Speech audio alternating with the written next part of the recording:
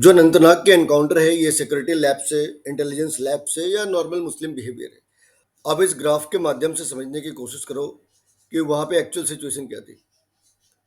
ये जो पीले मार्क में दे रखा है यहाँ पे उनको ऐसी सूचना थी कि जो आतंकवादी हैं वो इस वाली जगह पे इकट्ठे हैं। लेकिन एक्चुअली आतंकवादी वहाँ से कुछ 200-250 मीटर पहले थे और वो भी रोड के दूसरी साइड पे थे।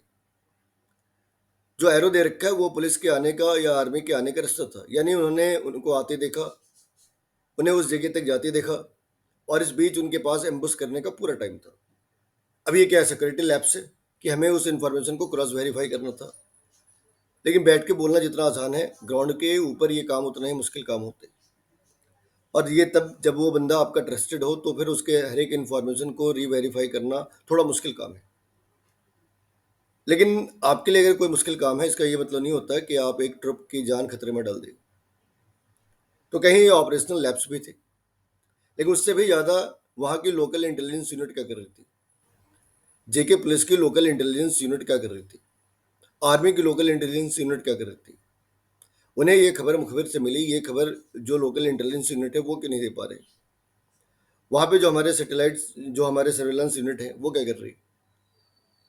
तो ये कोई एक चीज़ नहीं है कि सिर्फ एक इसके कारण हुआ। आप ये समझ लो कि ये कैस्केडिंग इफेक्ट है, सभी की वजह से। सिक्योरिटी लैब्स भी है, इंटेलिजेंस की लैब्स भी है और नॉर्मल मुस्लिम बिहेवियर तो है ही है। आप ये समझ लो कि अगर हमने आज 2 मुसलमान मार दिए, कल पाकिस्तान 4 आतंकवादी भेज देगा और जो जम्मू कश्मीर के 20 लोकल मुसलमान हैं उसे अपने घर में छिपा देंगे। वो किसी का मामा होगा, किसी का दादा होगा, किसी का दामाद होगा, किसी का बेटा बन जाना है।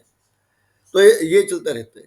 जब भी भारत में होली, दिवाली, दशहरा होनी है, जब भी 26 जनवरी, 15 अगस्त का टाइम आना है, जब भी कोई नेशनल इवेंट होने हैं, आप ये ध्यान रखना, मुसलमान कहीं ना कहीं ब्लास्ट करेगा ही करेगा। ये उसकी नॉर्मल सी बिहेवियर है। आप कह सकते हैं कि अगर हम अभी की बात कर ले, इमीडिएट रिएक्शंस की बात करें, तो G20 से भी बहुत ज़्यादा लोग परेशान थे। पाकिस्तान की हार से भी परेशान थे और ये गैंग सीमा के दोनों साइड पे है। सीमा के उस पार पाकिस्तान है, सीमा के इस पार कितने पाकिस्तान है ये किसी को नहीं मालूम। होम मिनिस्ट्री की रिपोर्ट्स के हिसाब से 18,000 पाकिस्तान भारत के अंदर बसते हैं। 18,000, 18,000 पाकिस्तान। तो आप कौन से पाकिस्तान से पहले लड़ना चाहेंगे, बॉर्डर के उस पार वाले से, बॉर्डर के इस पार वाले से, ये आपको डिसाइड करना है।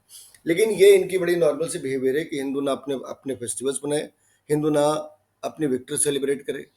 ऐसा अगर कुछ होगा तो मुसलमान और जो पूरी कम्युनिटी है उसमें एक कम्युनिटी बम ब्लास्ट करेगा, दूसरा कहेगा भटके हुए नौजवान है और तीसरा तीसरा तीसरा तो कमाल का ही है।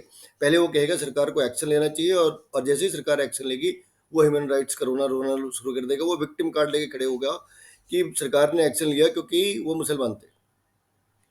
ठीक है।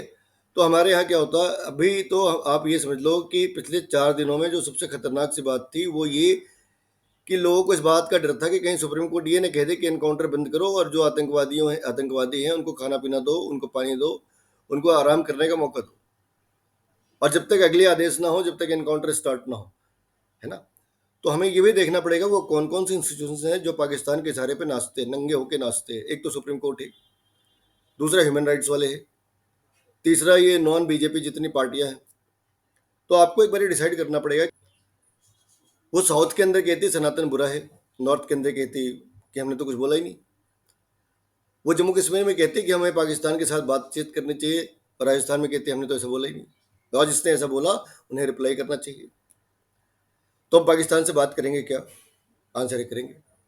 लेकिन हमारे बात करने की जो इक्विपमेंट है वो थोड़ी अलग है।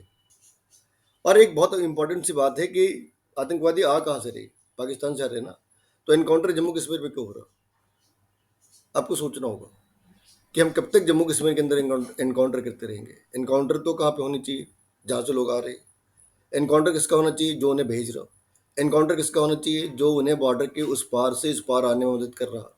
एनकाउंटर किसकी होनी चाहिए, जो यहाँ पे उसे शेल्टर दे रहा। एनकाउंटर किसकी होनी चाहिए, जो उसके ह्यूमन राइट्स के लिए आधी रात को कोर्ट खोल देता। जब तक ये प्रॉब्लम होती रहेगी, हर दिवाली, हर दशहरा, हर 15 अगस्त, हर 26 जनवरी के आसपास, हर इंटरनेशनल इवेंट के आसपास ये चीज़ें होती रहेंगी।